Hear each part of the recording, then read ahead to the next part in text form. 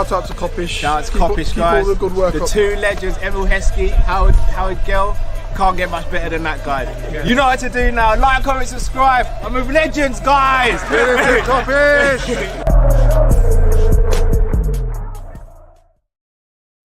Good morning, lovely people. Welcome to another edition of the Morning Meetup. You got your boy Drifty this morning, and I hope everyone is doing well, doing blessed. It's not going to be a long show today, guys, because there isn't an extensive amount of stuff to talk about. But we do have a few transfer rumours and some big Trent news to talk about. So I'm going to start with the Trent news. Now, much like me, you guys are probably getting a bit bored of the fact that everybody's just talking about Trent constantly. Everything is Trent this, Trent that. Can he defend? Can't he defend? Will he sign? Won't he sign? And the saga is dragging out a bit. It's getting a bit tiresome and a bit annoying right now, if I'm being totally honest with you. And I'm sure a lot of you agree. But let's hope it all ends well, as we are all trying to be as optimistic about. It's quite weird because there's two things to be spoken about when it comes to Trent. Now, the first thing is that he's actually got an injury.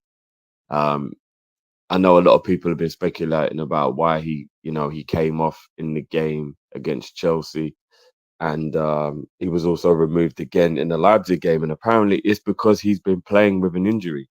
He came back from international duty with a muscular problem. Nothing major, because he's obviously been able to play, but it is an ongoing issue that seems to be annoying. And there's a little doubt over him being able to play in the Arsenal game. If, these reports are true, this is a major blow to us, when obviously we're trying to go into this game with as many players fit as possible to try and take advantage of Arsenal being without a few of their key players. So if we get another one of our key players missing for this game, that's going to be massive, because I'll be honest with you, as much as Saliba and Odegaard and Saka are very, very important to Arsenal and what Arsenal do, Trent Alexander-Arnold, Diego Jota and Alisson Becker are also three huge misses for Liverpool if Trent misses out on this one. And that can't be slept on. So let's hope that Trent can be fit for that game with this ongoing muscular issue that he has. And they're going to be assessing it over the next few days. So hopefully he can get over this. He picked it up on international duty, which don't even get me started on these international breaks, which there's another one coming up in about 2 or 3 weeks time again. And it's out of control, these international breaks. And this is where these injuries happen. Arsenal will be just as angry with Saka, because Saka and Odegaard both picked up their injuries on international duty. So yeah, this international duty thing happening on such a regular basis, it's just yeah, man, it's got to be looked into. But yeah, let's hope that Trent is fit. Let's really, really hope he's fit. Staying with Trent, though, apparently even Steven Gerrard has now got in contact with Trent to try and speak to him about the situation with his contract and to get him to sign up. Maybe he's giving him advice on when he was in a similar situation. I'm not sure, but apparently even Gerrard has now contacted Trent to try and convince him. The club are looking to offer him what is being reported just over £300,000 a week, which beats the £285,000 a week that apparently Madrid are willing to offer him and that he knows about. Sources are saying that it does seem like he wants to stay at Liverpool. Offering him the higher wage than what Real Madrid are offering will obviously help to keep him here as well. So let's just keep our fingers crossed. We want the saga over in the right reason now, and with the right outcome. So let's just hope we get it. But yeah, apparently we have reportedly got an offer of over £300,000 a week waiting on the table for Mr. Alexander-Arnold. I'm sure this is going to rumble on for a very, very long time. So let's see how it goes. Moving on to Mr. Kvaratskhelia, as you guys can see in the title. Liverpool apparently are interested in signing Kvaratskhelia. £60 million is the amount that I've seen so far this morning, and I'm sure a lot of people would think that's absolute money well spent. Where would Kvaratskhelia play if he came into the Liverpool team? Would he play in the number 10 possibly? Obviously, he's naturally a left winger, but we have two very good left wingers already, which would be quite a strange signing in that regard. But nonetheless, one that I think most of the fan base would welcome. He's an absolute bad boy player, and we all know how Cal will feel about this one if this one gets pulled off. So yeah, we'll have to keep an eye on whether this is just one of them rumors or whether there is some legs to this.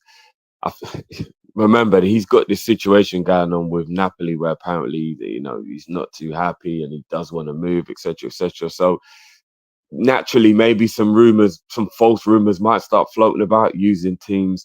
His agent's going to obviously be trying to get him a good move and stuff like that. But if Liverpool aren't interested in players like this when they become available, then that's more the issue on our end, isn't it? So let's hope that, if he is looking to leave Napoli, that Liverpool are 100% one of the teams looking to jump on it. And I think just having a player like him in the squad, regardless of where he plays, is just what it's all about. We need our squad to be as good as possible. And Kvaratskhelia is an absolute baller. So yeah, let's keep an eye on this one, guys, and let's see what happens. Let me know in the comments what you think about this one, whether you think there's any legs to it or whether you'd be happy with it. And let's keep an eye on it. And moving on to the last piece of transfer news this morning, which is about Davies, who, he's coming to the end of his contract and he'll be a free agent. Real Madrid obviously are one of the clubs that are chasing him. Of course they are. But yeah, Liverpool apparently are willing to offer him a deal that would be up to £21 million across 5 years. I haven't done the maths on what that works out to be a week, but it is a lot. I don't even need to go and have a look to see. It must be a lot. So let's see where this one lands. I'm curious. I'm curious about this one. We all know what Real Madrid are like with jumping and poaching in on these free signings. So I reckon he's Real Madrid bound. But would you be happy if he was to come in and be the replacement for either Robertson, Tsimikas, or both? Me personally, I'd love to see him at the club talent-wise. I mean, come on, we're going to start building a team that is going to be all conquering. Kvaratskhelia, these are the type of players that we want to be linked with when we want our club to sign. So we will keep an eye on this one. And I think this one's maybe got a bit more legs to it, as he will be a free agent. And with him being a free agent, obviously that means that he, he's a little bit more attainable than you would normally think, because apart from Real Madrid, who obviously are always going to be more attractive, now you have no fee to agree and you don't have to agree anything with the club. Just about convincing the player. In January, he'll be able to talk to people as well, remember, because that are outside of the Bundesliga, and Real Madrid and Liverpool are both outside the Bundesliga, so there wouldn't even be any difficulty with them trying to sort that out. So we'll keep an eye on this one. I probably think there's more legs to this one than the Kvaratskhelia one, but we'll see.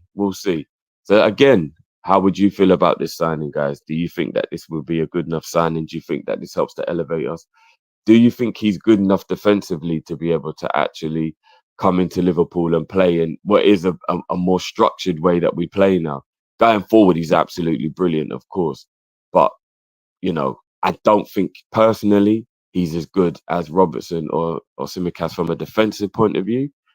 And obviously with us having, and hopefully for next season, Trent, who obviously is a very advancing right back as well, it would be a little weird for somebody who wants to be as controlled the slot to want two marauding left and right backs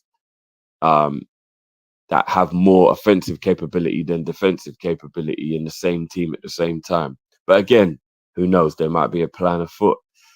But there you have it, people. Hope you've enjoyed this morning meet up. And let me know in the comments what you think of all the stories that I've covered. We will be back again today, guys, at 2 p.m. So it's not even going to be long until we're back on your airwaves again live for an Arsenal versus Liverpool preview special. We've got some special guests in the building as well. Hopefully Turkish will be joining us. Royalty, Big Six Royalty. So yeah, guys, make sure you tune in with us at 2 p.m. for that one. And then we are back again in the evening for the final Friday of the month, the call-in show, which should be fun. We know you guys always enjoy when we bring you the call-in show. So that will be back later on today as well, guys. We're going to confirm a time for that one.